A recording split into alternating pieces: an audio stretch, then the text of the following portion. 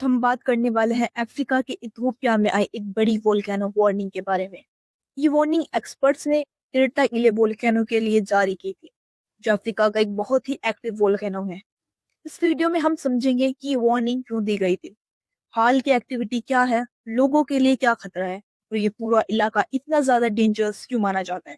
चलिए इथियोपिया का इरटा इला वोल्केनो अफार रीजन में स्थित है, जिसे दनाकिल डिप्रेशन भी कहा जाता है।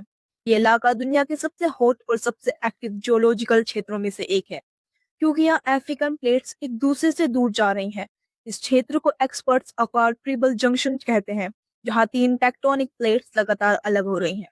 इसी वजह से यहाँ अर्थक्वेक्स और वोल्केनो एक्टिविटी हमेशा बनी रहती है। इला एक शील्ड वोल्केनो है, यानी चौड़ा, फैला हुआ और बेहद गर्म। इस वोल्केनो की सबसे खास बात यह है कि इसके पास एक परमानेंट लावा लेक मौजूद है। परमानेंट लावा लेक का मतलब है पिघला हुआ लावा जो हमेशा उबलता रहता है।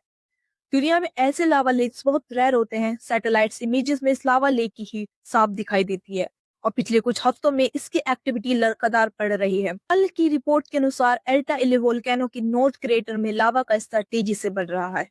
सैटेलाइट डाटा में हाई हीट सिग्नल्स मिले हैं, और ग्राउंड रिपोर्ट्स ने बताया है कि कई जगहों पर लावा ओवरफ्लो और क्रैक्स देखे गए हैं।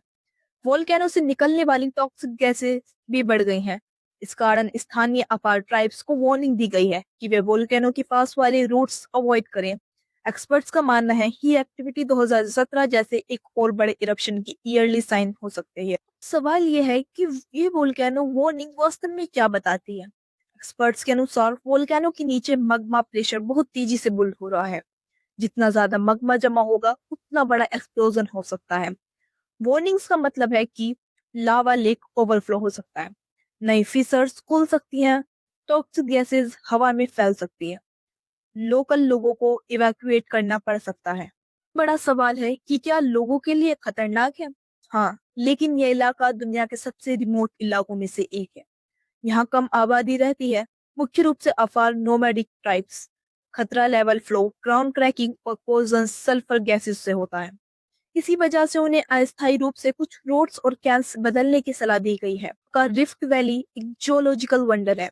यह अफ्रीकन प्लेट, सोमाली प्लेट और अरेबियन प्लेट एक दूसरे से दूर जा रही हैं। जब प्लेट्स मूव होती हैं तो धरती की क्रस्ट कमजोर होती है, मग्मा ऊपर आता है और वोल्केनो एक्टिविटी बढ़ जाती है। इसी कारण इथियोपिया में वोल्केनो एक्टिविटी सामान्य है, लेकिन इस साल एक्टिविटी अनयूजुअल हाई देखी गई है। पिछले कई वर्षों में इरटा इले वोल्केनो कई बार बड़ी तबाही का कारण बन चुका है। 1998 के इरप्शन में लावा फ्लो ने डेजर्ट का पूरा रास्ता बदल दिया है। 2017 में एक और बड़े इरप्शन के कारण टूरिस्ट रूट्स बंद करने पड़े थे। अफार कम्युनिटी को कई बार अपनी लोकेशन बदलनी पड़ी। ये घटनाएं दिखाती हैं कि ये वोल्केनो कितना अनप्रेडिक्टेबल हो।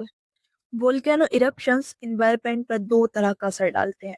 एक तरफ ये नए रॉक लेयर्स बनाते हैं, लेकिन दूसरी तरफ toxic gases, ash and extreme heat पूरे इकोसिस्टम को असर पहुंचाती है। कनाकल रीजन में लावा फ्लो की वजह से कई नई ब्लैक रॉक फील्ड्स बन गई हैं, जिससे पानी की बहाव और ग्लेजिंग एरियाज पर असर पड़ा है। जानवरों को पानी और खाना ढूंढना मुश्किल हो जाता है। साइंटिस्ट का कहना है कि अगर मग्मा प्रेशर ऐसी ही गति से बढ़ता रहा तो आने वाले कुछ हफ्तों या महीनों में एक बड़ा इरप्शन संभव है।